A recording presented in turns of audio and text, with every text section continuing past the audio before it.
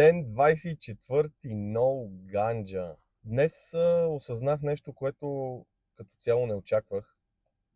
Днес си дадох сметка, че вече не мисля постоянно за тревата, за спирането и за всичките симптоми след спирането.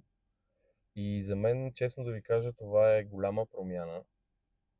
В началото всеки ден беше в главата ми как съм, ще се справя ли, пуши ми се, как ще спа, дали ще мога да заспа, дали ще издържа въобще на цялото това нещо.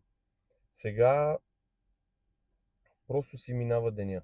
Върша си задълженията, върша си работата и бутам напред. Не е перфектно, но не съм в главата си нон-стоп и да премислям нещата по 1000 пъти. Преди все нещо ми трябваше да ме изключи, да ми помогне да мина през деня, да ме разсее, да ме вдигне.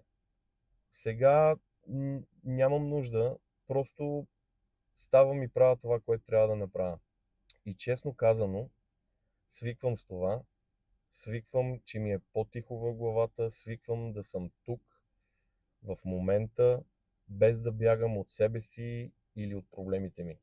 Пожелавам ви да бъдете по-силни от всякога, да намерите волята, за да поемете по нов път и по-добър път в живота. Не се предаваме, не се даваме и нали знаете, нещата, най-трудните особено в живота, стават стъпка по стъпка, ден след ден.